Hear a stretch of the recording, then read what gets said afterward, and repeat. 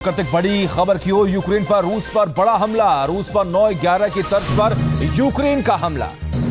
रूस के सारातोव में यूक्रेन का ड्रोन अटैक हुआ है। ये बड़ी खबर इस वक्त आपको बता दें। रूस में ऊंची इमारत से टकराया यूक्रेन का ड्रोन। यूक्रेन की ओर से रूस पर यह बड़ा अटैक किया गया है। इस वक्त की बड़ी खबर आपको बता दें, यूक्रेन का रूस पर यह बड़ा हमला हुआ है।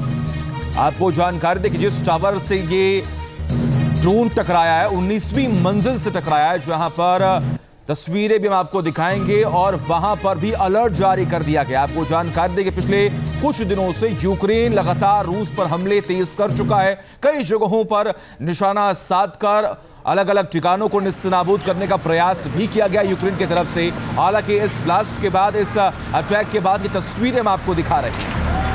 ये तस्वीरें इस वक्त आप देख रहे हैं। ये बड़ा हमला किया गया है यूक्रेन की ओर से। ये देखिए, दो तस्वीरें इस वक्त हम आपको दिखा रहे हैं। ऊंची इमारत से किस तरीके से ड्रोन टकराया, आग की लपटें, धुएं का गुबार उड़ता हुआ नजर आया। और देखिए, ये हमला जो है वो 9/11 की भी याद दिला रहा है, इसलिए हम आपको उस दिन की भी तस्वीर दिखा रहे हैं, किस तरीके से उस दिन भी हमला हुआ था। सबसे बड़ी बात यहाँ पर यह कि यूक्रेन जो अब एक्टिव मोड में आ चुका है, अटैकिंग मोड में आ चुका है। यूक्रेन ने कई जगहों पर, कई ठिकानों को निशाना बनाकर उसे खत्म करने का प्रयास किया है। और जिस ड्रोन से हमला किया गया है यूक्रेन द्वारा, वो ड्रोन कई जगहों पर इस्तेमाल भी हुआ है। यानी कि पहले भी इस ड्रोन के जरिए कई जगहों पर हमले हुए हैं, कई जगहों को निस्तनाबूद किया गया है, कई ठिकानों को तबाह किया गया है। तस्वीरें हम आपको लगातार दिखा रहे हैं। आप देखिए, 19वीं मंजिल से जाकर ये ड्रोन टकराया और फिर वहां पर ब्लास्ट हुआ है। तस्वीरें इस वक्त आप देख रहे हैं और ये कदम यूक्रेन का बता रहा है कि ये युद्ध अभी थमता हुआ नजर नहीं आ रहा।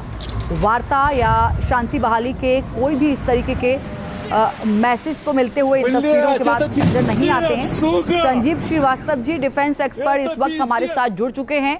सर, कुछ दिन पहले ही हमने बात की थी इस पर कि क्या आने वाले वक्त में हम देखेंगे कि एक टेबल कोई बातचीत होगी, क्या शांति की बहाली या इस युद्ध पर विराम लगेगा। लेकिन जो तस्वीरें इस वक्त सामने आ रही हैं, यूक्रेन का आक्रामक तरीके से रूस पर अटैक करना, क्या स्थिति आगे बनती हुई आपको नजर आ रही है?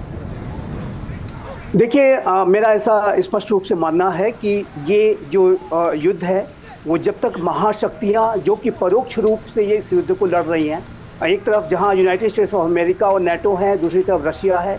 यूक्रेन की जो टेरिटरी का इस्तेमाल एक युद्ध क्षेत्र में और यूक्रेन के सैनिकों के माध्यम से ये युद्ध बड़ी महाशक्तियां लड़ रही हैं, ये बिल्कुल स्पष्ट है। और जब तक ये सभी महाशक्तियां संवाद के लिए तैयार नहीं होंगी, तब तक शांति की संभावना नहीं दिखाई देती। और वर्तमान समय में यूनाइटेड स्टेट्स ऑफ अमेरिका में इलेक्शंस चल रहे हैं और बाइडेन एडमिनिस्ट्रेशन जिसकी जो कि इस युद्ध को उसने लड़ा है और उसकी अब रिप्रेजेंटेटिव डेमोक्रेटिक पार्टी की तरफ से कमला हैरिस हैं, वो जब कभी भी इलेक्शन कैंपेन में जाएंगी और उनसे यूक्रेन के संदर्भ में सवाल पूछे जाएंगे तो वो बिल्कुल कहेंगी कि वो युद्ध यूक्रेन शक्ति के साथ लड़ रहा है, संकल्प के साथ लड़ रहा है। और मेरा ऐसा मानना है कि यूनाइटेड स्टेट्स ऑफ अमेरिका के इलेक्शंस जब तक कंप्लीट नहीं हो जाते, तब तक ये युद्ध की इंटेंसिटी आप ऐसे ही देखेंगे, ये बनी रहेगी।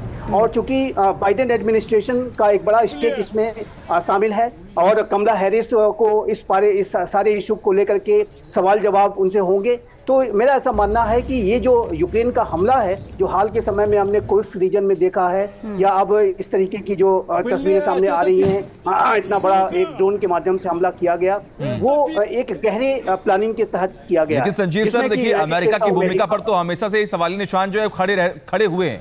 अब आप ये कह रहे हैं कि जब तक वहां पर चुनाव खत्म नहीं हो जाते, तब तक ये युद्ध और भी ऐसे ही आगे बढ़ता रहेगा। लेकिन सवाल तो ये है कि पूरी कोशिश तो यहाँ पर यही की जा रही है अलग अलग देशों की तरफ से, उनके जो डेलीगेशंस है, जब वो पहुंचते हैं उनसे बात होती है कि अब इस युद्ध को रोक देना चाहिए, नुकसान सबको हो रहा है। देखिए, युद्ध के समाप्ति के लिए बड़ी जो रिस्पॉन्सिबल नेशंस हैं, हमारे स्वयं के राष्ट्र के द्वारा, हमारे प्राइम मिनिस्टर जो एक विश्व नेता हैं, उनके द्वारा एक बड़ा प्रयास किया गया। और जिस तरीके से उन्होंने अपनी यूक्रेन की विजिट की, अपनी बातें रखी और उनकी बातों का जो महत्व है, बिल्कुल एक बड़ा महत्व है। जब वो कहते हैं, प्राइम मिनिस्टर मोदी जब कहते हैं कि ये युग युद्ध का युग नहीं है, तो जाहिर है कि उनकी बातों को गंभीरता के साथ लिया जाता है। लेकिन इतना कहने के बाद जो मैं वास्तविकता, जो ग्राउंड रियलिटीज, जो कड़वी सच्चाइयाँ हैं अंतर्राष्ट्रीय राजनीति के, अंतर्राष्ट्रीय समाज की, वो यही है कि वर्तमान समय में महाशक्तियां वर्चस्व की प्रतिद्वंदिता कर रही हैं।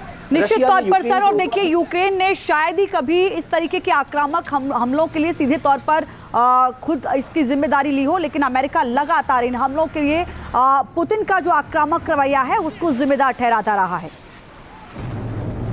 जी देखिए, ये जैसे कि मैं कह रहा था कि ये जो लड़ाई है महाशक्तियां परोक्ष रूप से लड़ रही हैं। यूनाइटेड स्टेट्स ऑफ अमेरिका और नेटो ने यूक्रेन की टेरिटरी का इस्तेमाल युद्ध क्षेत्र में किया है और यूक्रेन के सैनिकों के कंधों पर रख करके बंदूकें चलाई गई हैं और चलाई जा रही हैं, ये स्पष्ट रूप से दिखता है।